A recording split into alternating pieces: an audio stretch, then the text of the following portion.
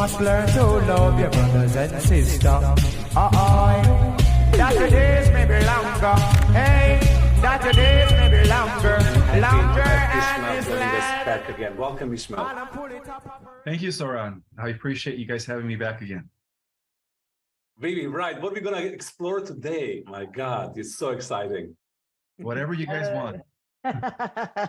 Well, it's so exciting. Hey, Ishmael, it's so lovely to get this opportunity to talk to you again. I can't wait to see what the universe wants to happen through us today. And we've already, just to let our audience into it, we were just saying, let's do it like that. Let's see what wants to happen. But when we were talking earlier, there were two basic themes that sort of came out of the conversation that Zoran and I were having. And we realized that one of those two themes, overall themes, was ascension, but not so much about, the fact of, is it going to happen? When is it going to happen? And how is it going to happen? But more about what will be the reality? What will be our reality? What will it look like and feel like after ascension? And not just on an internal level, but in terms of, the physical reality, the playing field that we'll be in there. And then the other one that emerged was, well, what about the physical reality we're in now? And we thought it would be really great to explore with you, more about how the origins and the nature of the current reality and the current playing field from a physical point of view, rather than us as humanity in it. So, Zoran, you had a great question that was focusing on the fundamentals of ascension. Do you want to start? Yeah. But that's the first question we have for today. What is ascension? How would you define ascension, Ishmael? It's the evolutionary process of consciousness into higher levels of awareness and attainment. There's two types of ascensions. There is the primary ascension is the spiritual ascension. It is our reunion back with all that is through levels of awareness. And as we go higher and higher in density and dimensions, we eventually merge back with everything that is. That is the spiritual process of ascension. And there is a physical ascension as well. Now, the physical ascension is a little different, because our bodies are the most advanced, sophisticated vehicles that have ever been in design. So there are these, galactic personalities that are in charge of the constant upgrading and modification of genetics to create even more and more better specimens. And so that is part of the physical ascension. In other words, if you compare us to the humans that existed in prior universes that came before our universe, they were obviously less evolved than us, the species. We drew from that, and not only did we drew from that, but they also added different species, and they also modified it in order to make better vehicles. So what makes us so unique in the multiverse is that out of all the species that exist, we here on the Earth carry the greatest diversity. We're like the completion. So basically, our vehicles, as a result of that, are leading the way. They are the most advanced, sophisticated, natural living, organic technologies that once we begin to use more than our, 4% of our genetic material, we're going to be accessing levels of power that no other extraterrestrial race has ever accessed. So that's what we call physical ascension. But there's two forms of ascension. Now there is another factor or component which is the reverse of the ascension, called the descension, or the involution of spirit into matter. And this is one of the things I'd like to explain, which I talked about in my book, that before the ascension, there was only oneness. There was just one complete, unqualified wholeness. On a very underlying level of reality, it still exists that way in the form of what scientists call the unified field, right? Quantum singularities, this field of energy, right? Braden talks about the living matrix. It is everywhere. It's all around us. So by virtue of that, we're still connected fundamentally as one energy field. So the process of involution, which is the opposite of evolution or ascension, is when that oneness decided to break off into different forms and pieces. And so you could say that the division aspect of reality is the dissension, is the involutionary process, where the one becomes the two, the seven, or the three, the seven, the 12, the 144, and it just keeps factorizing. That is part of the descent. So we're dealing with, we're now in the process of the ascent. We dealt with the involutionary descent process for over 900 billion years. Wow, that's a long time. Yeah, that's a long time.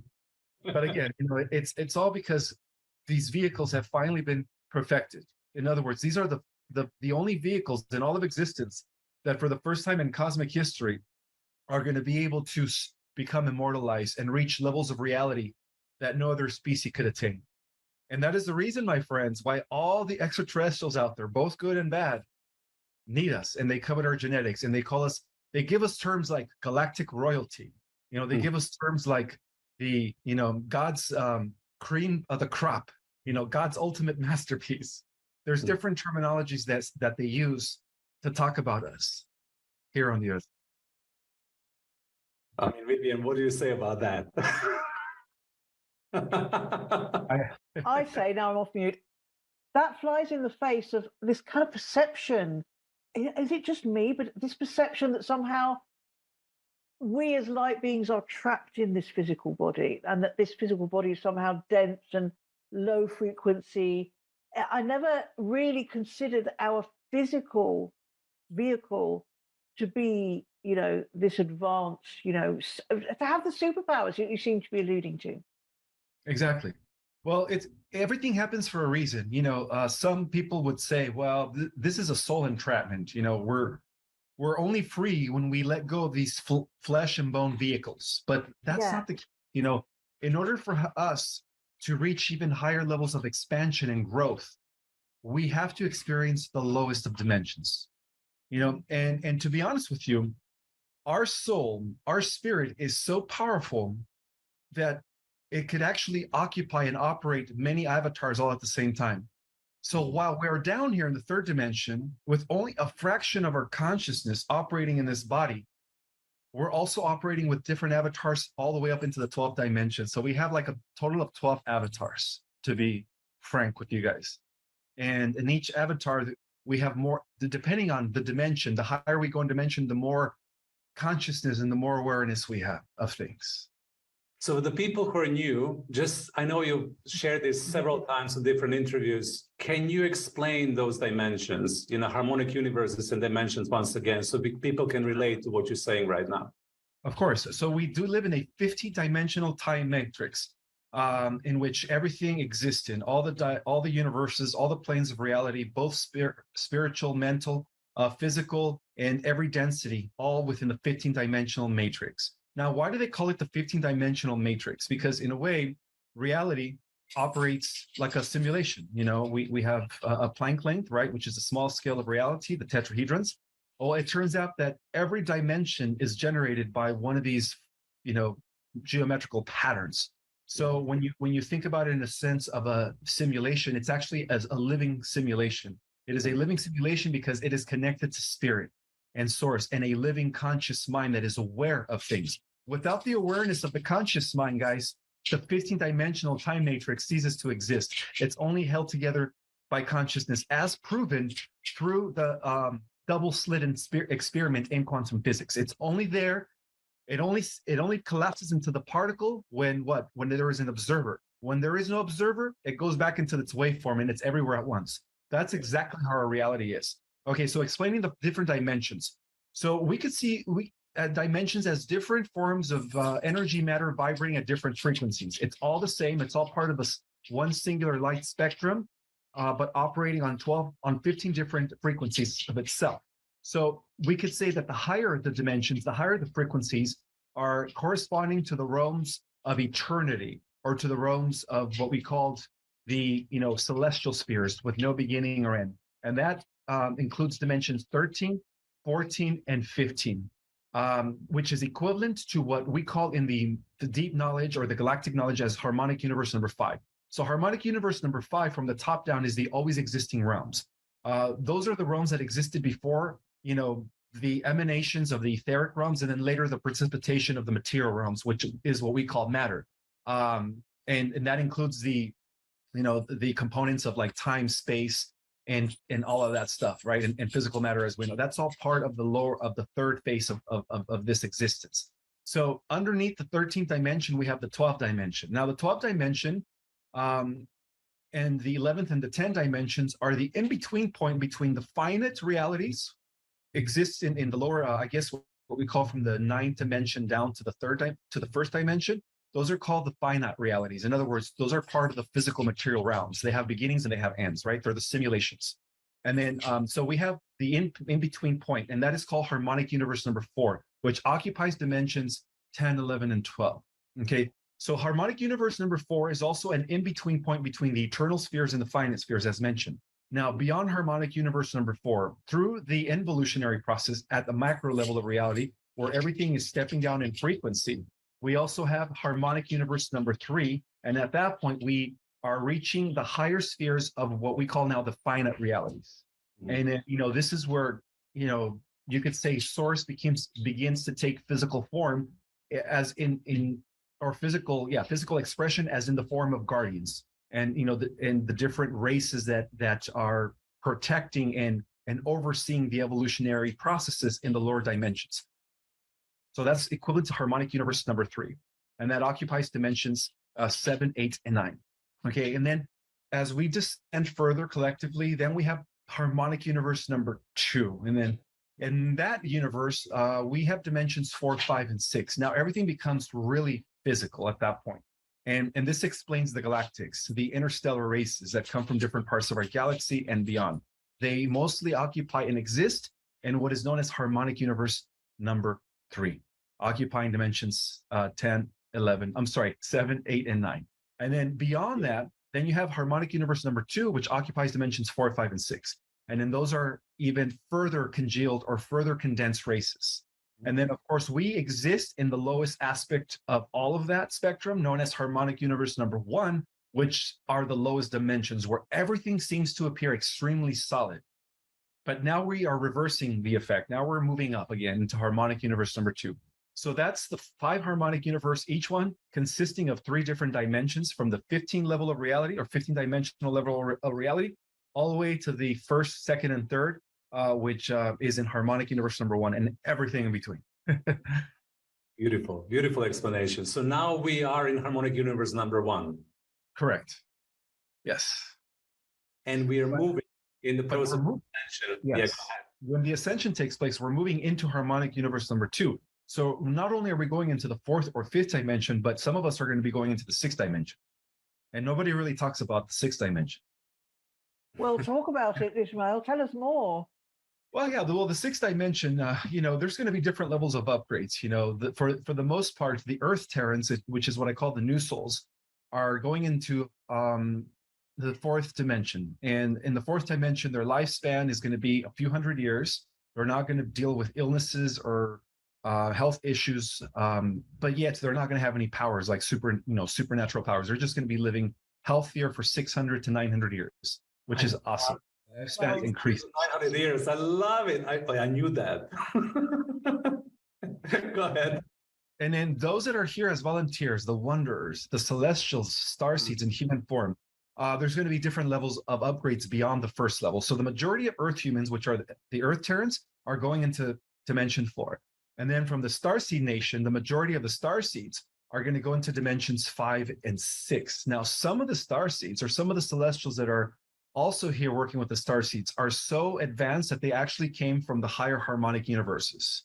And those are the very few Starseeds that are going to be going into harmonic universe number 3, into dimensions 7, 8, and 9. And then some are going into harmonic universe number 4, into dimensions 10, 11, and 12. And so what's going to be interesting is that the Earth is going to be operating on all 12 dimensional frequencies, all working together as one, as it once did during the times of Atlantis, when the Earth was still not quarantined as it is now, but was still connected to the eternal life systems of the higher dimensions. So we're going to go back to that reality, but everyone's going to be existing on different levels of reality. But at the same time, it's going to be all connected. And the people in the higher dimensions are going to be able to have access to the lower dimensions But unfortunately, for those in the fourth and fifth dimension, they're not going to have access to the sixth, seventh, or eighth and beyond until they go up in increments as well. Quarantine. You said the word, the Earth is in quarantine right now. Why are we in quarantine? Because of what happened during the times of Atlantics, when the negative Draco infiltrated the Nibirians, the original Anunnaki, those that were part of the planet Nibiru. So when they took over the affairs of our world after they corrupted Atlantis, the Galactic Federation and the spiritual councils decided to cut the Earth off from the rest of the galactic community. So the quarantine was actually done by the good guys in order to pin down the Draco here in our solar system for one final battle, which is unfolding in these days. And so that was a very clever move because what they did is they won the war at the galactic level of reality. They've already won the war. So what they did is the bad guys kind of infiltrated our solar system. And then that's when the good guys just kind of quarantined them here in our solar system for just a few thousand years because they were only given temporary control of our system. But now their time is up. So that's why the Earth was quarantined. It was quarantined in order to prevent the dark forces from leaving our system and trying to regain control of the galaxy once again. But that quarantine has been lifted as of 2018, by the way. Okay, so I finally understand what they mean, because I've heard it before that on a galactic level, it's done. The battle's over. And it's just playing out here on Earth. So that now I understand. Thank you. Yeah, you're welcome. Okay, Zoran. So that brings us to the whole, you were talking earlier about how interested you are in finding out about what that means for us when we're in that, and the fact that so many of us will stay and some of us will leave, and who will know what, and what will be our experience of that. I mean, what do you want to ask next? It's going to be whatever all your dreams, everything that you've ever desired is going to be realized in the fifth dimension and better. So all of your hopes and dreams are going to be coming into reality once you shift into the fifth dimension. So and also that the opposite could be true. This was something we were talking about earlier, right, Zoran, about how whatever we are, whatever vibration we're at, and whatever we're focused on, at the time that actually happens, will be manifest. Is that right, Ismail? Absolutely, yeah. When the solar flash takes place, whatever is, exactly. Wherever you put your main focus on will be the reality that you're going to be, materializing in the fifth dimension. So that's why I always tell starseeds, it's very important to practice mindfulness so that you could be in constant control of your mind, because it is through your thoughts and through your emotions that you're going to be able to, create your own reality in the fifth dimension.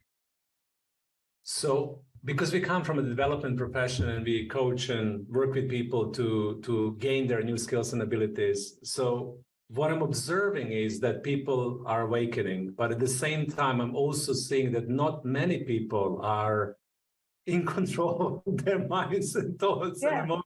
And, if you look around, it's like, wow, one of the things that might happen, if you are not in relationship with yourself, is that you keep on recreating reality of fear or anxiety or negative states. Is that true? Would that happen? How would people get out of it then? Well, if they can't begin to control their minds right now, it's going to be very hard for them to shift into a better reality. That's why there's going to be an alternative timeline for those that don't make the shift.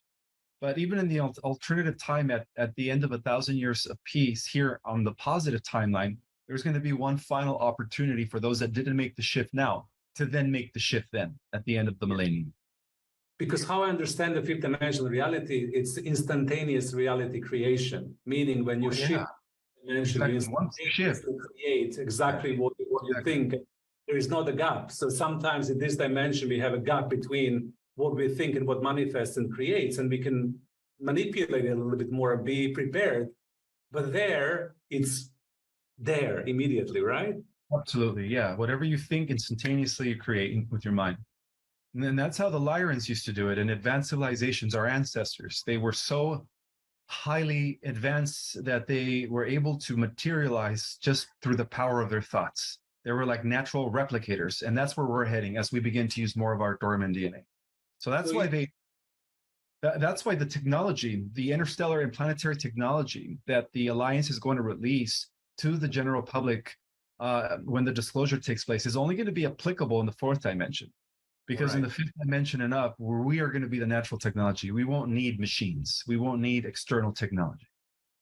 Great. So what I'm hearing is that fourth dimension is going to be like a prep for us to get into the fifth dimension. So for people who are not really in relationship with their thoughts, with their feelings, and not able to be with themselves. I hate using word control, but let's use the word control. Their mind will gently and softly get into it. Correct. Yes.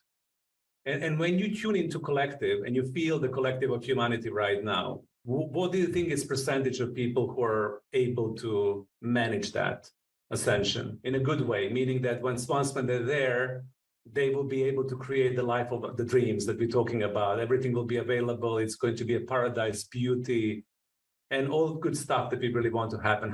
What is the percentage that you feel is capable of doing that right now? At the rate we're going, in this beautiful mass awakening that's taking place, I would say that a little under 15% of the population. Right. And is that the reason why these timelines are shifting, that we're waiting for more people to be able to gain that level of awareness for this to be easier, or it doesn't matter? No, it does matter, because we have to reach a certain critical level. We have to reach a mass what we call mass awakening. Once we reach a certain percentage, it causes automatically the entire planet to shift into that new reality by virtue of the collective dominating thought of the species that are, or the people that are thinking the same thing, rather. And what is that tipping point? Do we know what that tipping point is? We're at 15% now. Where do we need to be? We have to be at right under 20%. So we're almost there. Yeah, I think once we hit like 19 to 20%, that's it. It caused an automatic shift for the rest of humanity, because we all share a hive mind, a natural, all organic, planetary hive mind via telepathy. Yeah, of course. So people. Now people are listening. I know that the part of our community are like, what do I need to do to add to 5% remaining? Yeah. What do I need to practice? How do I need to be in order for me to be able to be ascending in the most beautiful way, but also contribute to this ascension process until we reach the tipping point? What do you need to do? Is that your question? Yeah. Okay, the best thing to do is just be an example to others, always be the better person. And just know that every time you interact with people, whether they are awakened or not, you're making an impact on them, because energy is contagious. So if you're trying to do your best to stay in a high vibe through elevated emotions of gratitude, peace, love, compassion, and understanding, well, that's going to reverberate. That's going to echo. And, that's how we do it. We create it by shifting the collective energy. And then that's how we positively affect the unawakened to awaken through our vibration. Yeah. Our vibration is powerful, by the way. We just our mere existence alone here on the earth changed the overall vibrational frequency of the planet in just a matter of 60 years since the first waivers came in. So we've already shifted the timeline. We've already averted the Third World War. We've already averted all negative catastrophes that these fear porn guys are trying to still promote. So we've already avoided all the negative timelines. Yeah, the way I understand it is that we have these beings known as the Time Lords, and they have the ability to fast forward time if things need to speed up, or slow down time if things need to slow down. And they operate from the 13th dimension. So the Time Lords, ladies lords, whatever you want to call them, it's a balance, right? Are giving us an opportunity to reach critical mass, and that's why they're holding off all the the malicious malintentions from the dark sides, all the what are they called, red flags, and whatever it is they want to create. They're holding that off so that we could reach critical mass.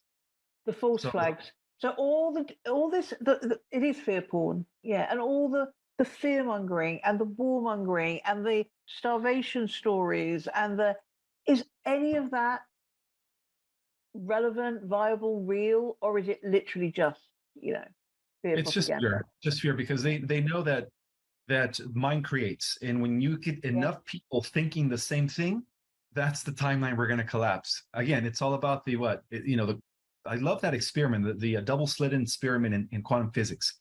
That experiment pretty much tells us everything. It's perception that creates reality. So Yes. if they could gear people, if they could maneuver as many people as possible to be thinking in that direction, then that's the reality they're going to create. But it's not going to happen, because many of us are not falling for that fear. Okay, so literally, what we allow into our own heads and what we allow ourselves to think is literally creating either what we want or what we don't want all the time. And things like Absolutely. acts of kindness are much more than just, sort of a tick on our CV of something nice to do. But we're actually then in those acts of kindness, we're helping to create that tipping point and to push us over the edge to the next level. I could have seen it as a spiral. I always think of it as like we're going round and round on the spiral. We're going round and round the spiral for like, I don't know, what is it, 26,000 years or something. And suddenly we're just going to go up to the next level on the spiral. So we're on the same trajectory, but we've got a whole different view up there. And so can we, I don't know, Zoran, are you ready to sort of just look at from there, from where we're going to be when that tipping point happens? What will it feel like and look like, not just internally, but externally? I mean, I've heard you talk about our galactic bodies. Is that an actual body? Are we still going to be in bodies? And how will we experience the physical world around us? Will quantum physics still be, how we experience the reality, or if you like, the foundations of how we experience reality over there? It's going to be totally different. We're moving from a linear type of reality to a multi-dimensional reality. For those that are going to the fifth dimension, things are going to be multi-dimensional. We're going into the age of the quantum. And so, yeah, it's going to be so much different. And the galactic bodies that we possess in the fifth and sixth or seventh level of reality dimension is directly related to some of the dormant DNA. So when our dormant DNA activates, we're going to be integrating our higher bodies, our other avatars that operate, that are ageless, that that live for hundreds of thousands of years, that are indestructible. We're going to be able to integrate ourselves with those higher bodies, because right now all the 12 dimensions are separated as 12 different bands of reality. So when the ascension takes place, depending on where you're vibrating at your level of reality, whether it's in the fifth, sixth, seventh, or eighth, or even all the way to the 12th, that's where you're going to collapse. You're going to be, they're all going to come together. And depending on where you're at, you're going to be operating from, different dimensions, multidimensional. And you're going to be aware of all different dimensions at the same time. Yes, exactly. And then all your bodies are going to become one. Yeah, exactly. And would you be able then to travel through dimensions at choice? Absolutely. Exactly. I love that reality, Vivian, don't you? Oh yeah. So listen, is that what we mean? Is that another way of looking at time travel? I mean, given that time is really just a mental construct, that's the nature of time travel and how we will be able to move anywhere we want, not just in this dimension, but all dimensions. Is that? That's exactly how time travel works. Yes. That's quite exciting, isn't it? Yeah. The higher you go in dimensions, you're more into the future. You're connected to your future self. The lower you go in dimensions, you're connected to every part of yourself, from your future to the past self and everything in between. Mm-hmm. Well, that's how it works. But you mentioned something that I know a lot of our audience doesn't know much about, which is dormant DNA. Because what I understand is when this gets activated, then we will be able to become multidimensional human beings and ascend with ease and grace. So what happened to our DNA? Why is it dormant? And how can we reactivate it to the full capacity? Okay. All right. So the reason our DNA, or 96% of our DNA became shut off, was because of what the dark forces did during the times of Atlantis. Not only did they attempt to corrupt the bloodline of Adam, the original 12-strand DNA Terranusian race, which are our ancestors, not the monkeys, not the primates, I'm sorry. But also they tried to mix us with different types of animal species and everything. So the good guys, you could say that the guardians, intervene to protect a certain strain in order to prevent the corruption of the DNA. And that strain survived through the story of Noah and his sons. Okay, so that was the reason why the flood happened. It was an attempt by the good guys to do away with the abominations that were created by the Draco-negative Anunnaki through Enki and his son Marduk, the god of Babylon. And so what ended up happening was when Marduk rose to power, and I guess when he was creating the Tower of Babel, that was his way of trying to take over the world. And in order to do so, some of these humans who were already telepathic were actually, how can I say, they were aligning with his idea of world domination. And he was teaching them he was giving them external technology at the expense of their spiritual evolution. So in other words, he was that your days may be longer.